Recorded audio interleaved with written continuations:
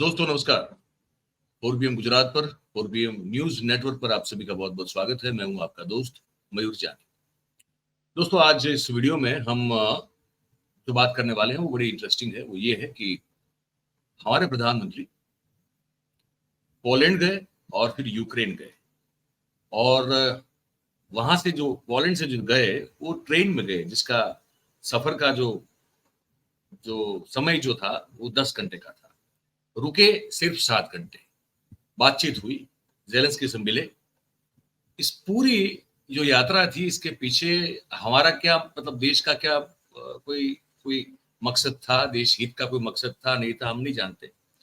हमने सोचा कि इस मामले में जो जानकारी रखते हैं इस पूरी मुलाकात को, और जिसे कहते हैं कि विदेश में क्या क्या हो रहा है, जियो पॉलिटिक्स जो बहुत अच्छे से जानते हैं, तो हमने कहा उन्हीं को आज बुला लेते हैं। आप सब मिले हुए हैं उनसे पहले। प्रोफेसर प्रसेनजीत विश्वास साहब हैं, जो कि फलसफा भी पढ़ाते हैं। अभी अभी कुछ इटली में एक बहुत बड़ा वहां पे एक सम्मेलन था, तो वहां से वो होके भी आए हुए हैं। तो हमने कहा जोड़ देते हैं उनको और उनसे समझने की कोशिश करते हैं कि हमारे जो प्रधानमंत्री जी हैं वो क्यों गए और देश के लिए क्या हासिल किया, या किसी और काम से गए थे तो क्या था। तो विश्वास जी, आपका बहुत बहुत स्वागत है। और सब सीधे मुद्दे पे आ जाते हैं सर जी। हाँ, हमारे प्रधानमंत्री क्यों गए थे, वहां जाने का क्या मकसद था और क्या हासिल किया, ये बताइए। मकसद तो यही था कि जेलेंस्की साहब को समझाना है कि यूक्रेन के लिए कैसे शांति प्रतिष्ठा कर सकते हैं। तो शांति प्रतिष्ठा के एक ही उपाय है, वो है कि रशिया अभी खरसान प्रोविंस का संपूर्ण अधिकार ले लिया अपने हाथ में। रशिया खरसान को नहीं छोड़ेंगे। तो जेलेंस्की साहब को मान लेना है कि डोनेट्स्क रीजियन में रशिया से कुछ एरिया इन्होंने अभी अपने जिम्मे में लिए हैं, लेकिन खरसन प्रोविंस में कुछ नहीं करना है। खरसन प्रोविंस को लेके बंटवारा यदि जेलेंस्की साहब मान सकते हैं, तब रशिया का साथ युद्ध बंद हो सकता है। तो इसका पहले चरण रहेगा कि एक सीज फायर हो जाए रशिया और यूक्रेन का बीच में। तो सीज फायर का प्रपोजल इसी समय क्यों आ रहा है? इसका एक बड़ी कारण है कि अमेरिका में इलेक्शन होने जा रहा है, और इलेक्शन का समय नेटो कोई अपने आप डिसीजन ले नहीं सकते हैं। अमेरिका अभी इस समय, अमेरिका का जो सरकारी व्यवस्था है इस समय इलेक्शन मोड पे है। क्या रिजल्ट होगा, इसका कारण है कि ऐसा रिजल्ट होगा है कि नेटो अपने आप यूक्रेन को कह नहीं सकते हैं कि आपको हम स्टेडी वॉर मटेरियल सप्लाई करेंगे, ऐसा कि रशिया के साथ आप युद्ध पुनः चालू करते हैं। और उस तरफ रशिया फिर न्यूक्लियर धमकी दे रहा है। जिस समय मोदी साहब रशिया विजिट किए हैं, यूक्रेन विजिट किए हैं, उसी समय पुतिन चाइना गए हैं। आप देख सकते हैं पुतिन का साथ चाइना का जो बातचीत हुआ है उसमें एक बड़ी बात रहा कि यूक्रेन यदि अभी युद्ध विरति वन साइडेड घोषणा कर दे तो रशिया को क्या करना है। इसी पे चाइना को कहना है कि खरसान प्रोविंस को लेके यूक्रेन को सहमति देना है कि खरसान प्रोविंस रशिया स्टेट का, रशिया गवर्नमेंट का अंडर में, कंट्रोल में रहेगा और उसमें यूक्रेन हाथ नहीं लगाएगा। खरसान को दखल लेने का एक ही कारण है कि खरसान दखल हो जाने से नेटो रशिया का बॉर्डर से दूरी बनाते रहेगा, दूरी बना के रहेगा। उसी साइड में कृष्ण सागर में अभी अमेरिका जो 3 टाइप का न्यूक्लियर सबमरीन वहां पे डिप्लॉय किया था, उसी का काउंटर में चाइनीज सबमरीन वहां पे पहुंच गया, और चाइनीज रॉकेट का रेंज में अमेरिकन सबमरीन आ चुका है। तो आप देखिए, एक तरफ अमेरिका अपना युद्ध के लिए एक तरह का साइलेंट प्रिपरेशन करके रखा है न्यूक्लियर सबमरीन लेके, दूसरी तरफ रशिया अभी भी न्यूक्लियर धमकी दिया है। केवल यस्टरडे कल धमकी लगाया है रशियन डिफेंस काउंसिल ने। इसके साथ चाइना भी यहाँ पे भागीदारी ले रहा है। दूसरे साइड में इंडिया जेलेंस्की को समझाने का कोशिश कर रहा है कि आप युद्ध अभी मत करो, आप सीज फायर कर लो। तो ये जो पूरा इक्वेशन है, इसको यदि हम सही ढंग से समझे तो इसका जो आर्थिक एस्पेक्ट साइड से वो भी समझना पड़ेगा। भारत को अभी अमेरिका से अपना छोटा युद्ध विमान के लिए कम से कम 90 इंजन चाहिए। वो इंजन अमेरिका से यदि लेना है तो अमेरिका का जो इंटरेस्ट है यूक्रेन में, वो इंटरेस्ट को इंडिया को आगे करना है।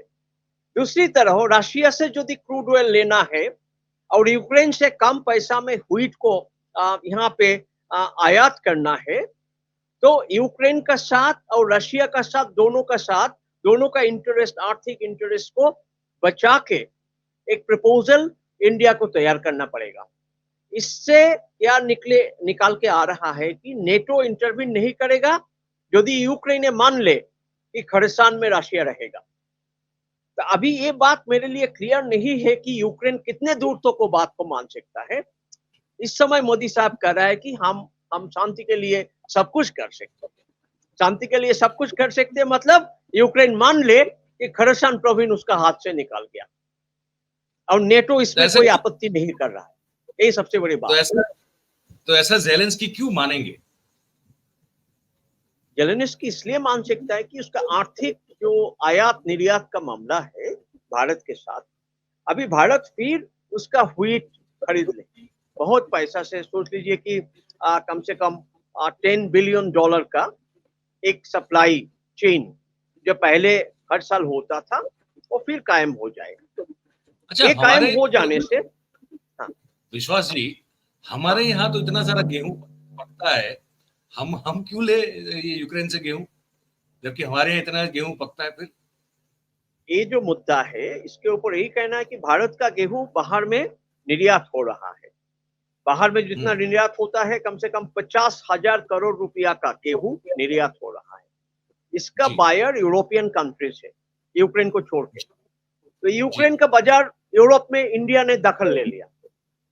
इसी शर्त में कि यूक्रेन का गेहूं कम पैसा में हम खरीद लेंगे ज्यादा क्वांटिटी पे।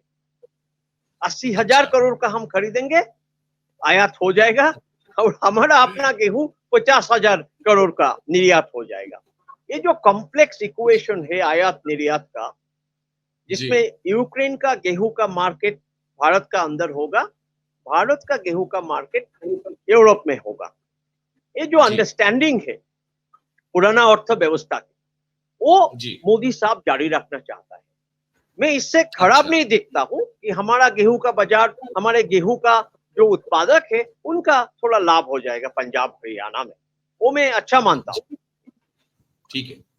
अच्छा, ये समझना है कि अब जो मैं आपकी पूरी बात में जो सुन रहा था, दर्शक भी हमारे जो सुन रहे हैं, तो मैं जो समझ रहा हूं वो ये है कि मोदी साहब जो है वो एक तरह से दूत बन के गए रशिया की ओर से और जाके ज़ेलेंस्की साहब से मिले और ज़ेलेंस्की साहब से मिलके उन्होंने, आप जो कह रहे हैं उस तरह के सब प्रस्ताव रखे। पर क्या ज़ेलेंस्की साहब ने ये प्रस्ताव जो है सब माने या क्या स्थिति? आपको कुछ वहां की खबर हो तो, कि ये जो नरेंद्र भाई गए हमारे, बुद्ध के देश से आए हूं सब कहा, तो फिर वो क्या हुआ? मतलब उस प्रपोजल्स का क्या हुआ? एक्सेप्ट की गई है क्या कुछ बातें? एक्चुअली ज़ेलेंस्की साहब का साथ पोलैंड का बहुत गहरा रिश्ता है। तो पोलैंड जो बाइडेन, अच्छा पोलैंड का, तो पोलैंड और यूक्रेन एक तरह का आर्थिक संबंध में जुड़ा हुआ है। तो पोलैंड और यूक्रेन का बाउंड्री दोनों देश, पोलैंड, यूक्रेन और रशिया का बीच में होता है। तो इसलिए रशिया के लिए भी पोलैंड स्ट्रेटेजिक इंपॉर्टेंस का है और यूक्रेन के लिए भी। अभी पोलैंड कह रहा है कि पूर्ण युद्ध तो हो नहीं सकता है कि यूक्रेन रशिया दखल ले ले या यूक्रेन पोलैंड क्रॉस करके रशिया को अटैक कर दे। तो युद्ध तो हो नहीं सकता, एक इम्पॉसिबल जियोपॉलिटिकल और जियो स्ट्रेटेजिक सिचुएशन है यूरोप में। रशिया यूक्रेन का युद्ध से पैदा हो चुका है, बहुत क्षति हो गया है। तो पोलैंड कह रहा है कि एक सीज फायर बहुत जरूरी है। इस सीज फायर का जो कॉन्सेप्ट है जिसको नेटो बैक कर रहा है, और रशिया कह रहा है हमारे आर्थिक संभावना यदि इससे खुल जाता है तो खर्शन लेके हम बाद में डिस्कशन करें, लेकिन अभी पहले यूक्रेन टेम्पोररी तो मान ले कि खर्शन हमारा दखल में रहेगा, फिर हम बड़ा नेगोशिएशन करेंगे आर्थिक मुद्दे पे, सामरिक मुद्दे पे। और नेटो को एक कमिटमेंट देना है कि नेटो अपना स्थिति यूरोप में और बढ़ाएगा नहीं, रशिया का बॉर्डर से कम 2000 किलोमीटर का दूरी बना के रखे। नेटो का जो इंस्टॉलेशन है, स्पेशली इंटरकॉन्टिनेंटल बैलिस्टिक मिसाइल्स, वहां पे फिट ना हो जाए। ये जो समरास्त्र का जो इक्वेशन है, जिसके आधार पे पोलैंड कह रहा है कि हम डिसआर्मामेंट का लाइन पारित करें, रशिया भी मान रहा है कि हम डिसआर्म करें, उसको डी एस्केलेट करें, लेकिन डी एस्केलेट करने का पहले ये शर्त है कि नेटो यूक्रेन को अभी नया युद्ध का जो संभार दिए है, F-16 दिए हैं, जो बहुत ही डेंजरस है, जिसके खिलाफ रशिया ने न्यूक्लियर थ्रेट दे दिया है। अभी कृष्ण सागर में भी अमेरिका अपना न्यूक्लियर सबमरीन को वापस ले, ऐसा जो कंडीशन है, जो समरास्त्र का हिसाब से एक बैलेंस ऑफ पावर स्ट्राइक करने के लिए चारों शक्ति मिल के जो डिस्कशन होगा, इसमें भारत और पोलैंड रेफरी का भूमिका पालन करेगा। मोदी साहब और पोलैंड रेफरी बन के बैठेगा, रेफरी का काम होगा मीडिएट करना। एक तरफ पोलैंड कहेगा कि भाई यूक्रेन आप थोड़ा अभी शांत हो जाओ, और दूसरी तरफ अमेरिका कहेगा, भारत अमेरिका को कहेगा आप भी थोड़ा आपका न्यूक्लियर सबमरीन को हटा ले। तीसरी तरफ यूक्रेन का कहेगा आपका हुईट में फिर खरीद लूंगा, रशिया को कहेगा आपका क्रूड ऑयल तो मैं खरीद ही रहा हूं। तो देखिए आप, एक तरफ डिफेंस इंटरेस्ट, दूसरी तरफ आर्थिक मुद्दे, ये दोनों का बीच जो टग ऑफ वॉर होगा, इसके बाद एक मीट पॉइंट पे इन लोग पहुंच जाएगा, जो सीज फायर का पॉइंट है। नेगोशिएशन का फील्ड ऐसे बना हुआ है जो सबके लिए विन विन सिचुएशन बन सकता है, लेकिन अभी तक मोदी साहब इसका हल निकाल नहीं पाया है। केवल इतना ही हुआ है कि यूक्रेन के साथ भारत का आर्थिक मुद्दे पे कोई समझौता हो चुका है इनफॉर्मल लेवल पे, जो फॉर्मल लेवल पे आ जाएगा। और दूसरा बात यह है कि भारत को अमेरिका को संतुष्ट करके रखना है, क्योंकि अमेरिका से समरास्त्र लेना है। रशिया इंजन अभी सप्लाई नहीं कर रहा है, F-16 या 5th जनरेशन एयरक्राफ्ट का इंजन अमेरिका से ही लेना है, जिसके लिए राजनाथ सिंह साहब वहां पे दौरे पे चले गए। तो ये जो एक कॉम्प्लेक्स इक्वेशन में इंडिया फंसा हुआ है, इसको कैसे हैंडल किया जाए, ये हमारे राष्ट्रीय स्तर पे सभी तरह अपोजिशन और रूलिंग दोनों को एक साथ मिलकर सोचना चाहिए।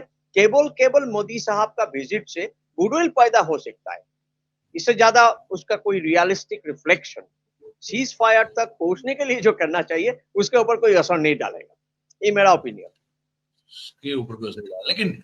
लेकिन सुर्खियां बटोर लेते हैं, वैसे सुर्खियां बटोर ली कि वो पापा मोदी जी ने वो रुकवाली वाली बात जो है वो फिर से अभी चल रही है सोशल मीडिया पे कि मोदी जी गए हैं और वॉर रुकवा देंगे, जैसे आप कहते हैं। और बात सही है ना, जेलेंस्की खुद बड़े, उन्होंने तो जाहिर किया था अपना ट्वीट के जरिए, जब वो मोदी जी रशिया गए थे तो उन्होंने कहा था कि इस तरफ हमारे यहाँ जो है ये लोग मारे जा रहे हैं और आप उनके गले मिल रहे हैं, तो ये तो अच्छी बात नहीं है। तो उन्होंने कहा था, बिल्कुल खुल के कहा था। तो आपके हिसाब से ये प्रयास करवाया गया मोदी साहब से, लेकिन वो सफल नहीं रहा है। वो हाफ वे हुआ है। हाँ, आर्थिक मुद्दा पे सफल है, लेकिन समरास्त्र का मुद्दा पे, हाँ, मिलिट्री मुद्दा पे सफल नहीं है। बिल्कुल सफल दोनों मिलिट्री अभी आईबॉल टू आईबॉल सिचुएशन में है। अभी इसको डी एस्केलेट कराना, इसके लिए और भी मल्टीपोलर वर्ल्ड में अमेरिका, पोलैंड, चाइना और इंडिया का आम सहमति बनना पड़ेगा। लेकिन इतना ही पोलराइज सिचुएशन है कि भारत चाइना के साथ भी बात नहीं कर सकता इसी बारे में। बिल्कुल बिल्कुल। चलिए सर, बहुत अच्छा लगा, आपने बहुत ही ब्रीफ में हर चीज को जो है खोल के समझा दिया हमारे दर्शकों को। और विश्व गुरु हम अपने आप को भले ही माने, लेकिन लोग इतने हमको नहीं मानते हैं, ये बात फिर से जो एक बार साबित हो रही है। ठीक है, और कोशिश करना भी अच्छी बात है, युद्ध कहीं भी हो ठीक बात नहीं होती है। तो मोदी साहब ने चलिए कोशिश तो की, अब उनको क्रेडिट नहीं मिलेगी वो अलग बात है, लेकिन समझ सकते हैं। बहुत बहुत धन्यवाद सर आपका, आपने टाइम निकाला। Thank you very much. Thank you sir, thank you. तो दोस्तों, ये प्रोफेसर साहब थे, विश्वास साहब, आपने सुना। और अंत में ये कहेंगे कि युद्ध जो है किसी बात का वैसे हल नहीं होता है, लेकिन हो रहा है वहां पे। 2.5 साल हो गए और हमारे प्रधानमंत्री को हर जगह क्रेडिट लेनी होती है। तो इस बार जो समझ में आ रहा है वो ये है कि वो एक तरह से दूत बन के गए थे पुतिन साहब के, और पुतिन साहब पर जो जादू जो काबू है वो चाइना का है। तो आप समझ सकते हैं कि अंततोगत्वा इसका अर्थ जो है वो क्या निकल सकता है। और खैर वो जेलेंस्की माने नहीं है, ये विश्वास साहब का कहना है। इस पूरी बातचीत पर आपकी जो भी राय बनती हो, सोच बनती हो, आप हमको लिख के कमेंट करके बताइएगा। और ये बातचीत अगर आपको पसंद आई हो तो फिर आप इस वीडियो को लाइक करें, इस वीडियो की लिंक जो है उसे आप शेयर करें, और हमारा जो चैनल है उसे आप सब्सक्राइब करें और अपने आसपास के लोगों से करें। बहुत बहुत धन्यवाद करेंगे आप सभी का हमारे साथ इस कार्यक्रम में जुड़ने के लिए। Thank you very much. नमस्कार।